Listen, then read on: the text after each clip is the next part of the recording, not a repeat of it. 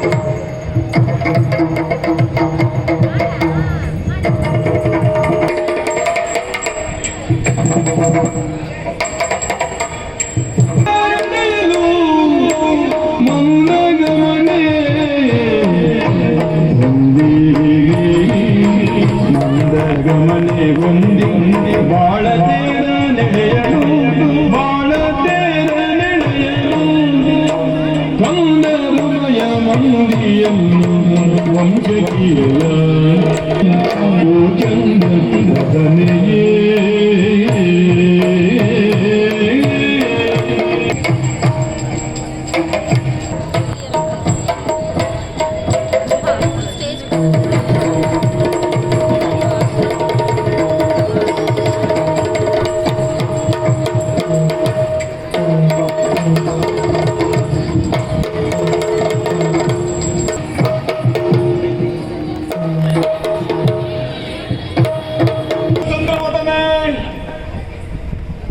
ಅತ್ತ ಇತ್ತ ನೋಡ್ಬೇಕಂತ ಅಗತ್ಯವೇ ಇಲ್ಲ.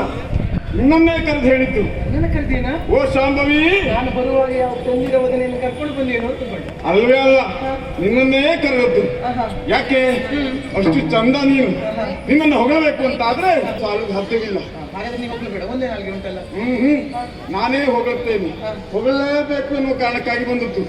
ಆಹಾ, ಅದೆಂತ ಬದನ, ಮುಖದಲ್ಲಿ ಚಂದ್ರಮನ ಸದನ, ಕಣ್ಣದು ಕಾಮನ ಬಾಣ, ಅದರದಲ್ಲಿ ಮಧುಪಾನ, ಲಲ್ನೆಯ ಸೀಮಂತ ಬಣಿ ಜಗದೊಳಗೆ ಅತಿ ಚೆಲುವಿನ ಕಣಿ, ತಪ್ಪೊಬ್ಬರ ಕಳಪಡಿಗೆ ನೀನೇ ಶ್ರೇಣಿ ಎನ್ನುವುದರಲ್ಲಿ ಅನುಮಾನವೇ ಇಲ್ಲ. ಸತ್ಯ ಹೇಳು, ಎಲ್ಲ ಹೆಣ್ಣು ಮಕ್ಕಳ ಮುಂದೆ ಇದನ್ನೇ ಹೇಳುವುದ ನೀನು?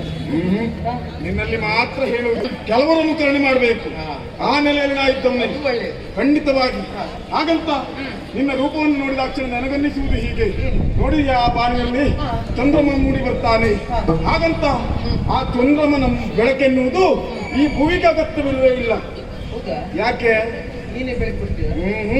ನಿನ್ನ ಮುಖಮಂಡಲದಲ್ಲಿ ಆ ಚಂದ್ರಮ ಮನೆ ಮಾಡಿದ್ದಾನೆ ಎನ್ನುವುದೇ ಸ್ಪಷ್ಟವಾಯಿತು. ಅಷ್ಟು ಮಾತ್ರವೇ ಅಲ್ಲ, ಇನ್ನು ಈ ಇಳೆಗೆ ದೇವೇಂದ್ರ ಮಾಡಿದೆ ಆಗುವಂತ ಸತಿ ಅಲ್ಲ, ಆ ರತಿಯ ಅಗತ್ಯವೇ ಇಲ್ಲ. ಯಾಕೆ? ಇಲ್ಲಿಗೆ ಬರುವುದಿಲ್ಲ, ಬರಬೇಕೆನ್ನುವಂತ ಅಲ್ವಾ? ರತಿ ಬರುವಂತ ಅಗತ್ಯವೇ ಇಲ್ಲ. ಯಾಕೆ ಈ ಮಾತು?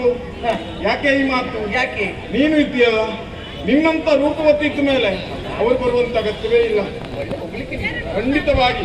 ಹಾಗಂತ ನಿನ್ನ ಕಂಡ ಮರುಕ್ಷಣದಲ್ಲಿ ನಿನ್ನನ್ನು ವರಿಸಬೇಕು ಎನ್ನುವ ಹಾಗೆ ಮನದ ಬಯಕೆ ನನ್ನದು. ಹಾಗಾಗಿ ನಾನು ನಡೆಸುವಂತ ದೋಣಿಗೆ ನಾವಿಕೆ ನೀ ಆಗ್ತೀಯೇನೆ.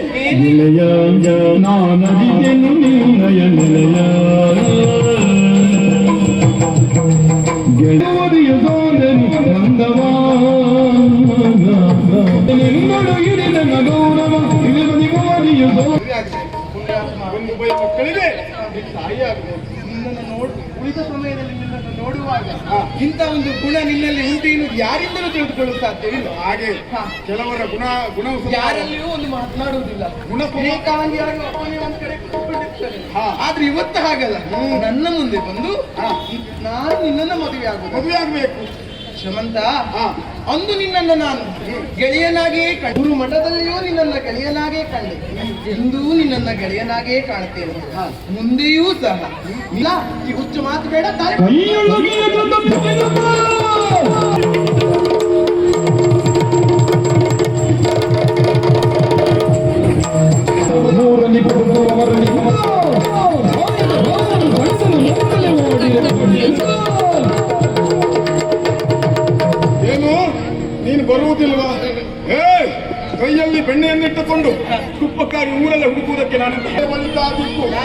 ಇಲ್ಲದಾಯ್ತು ನೀನು ಬಾರ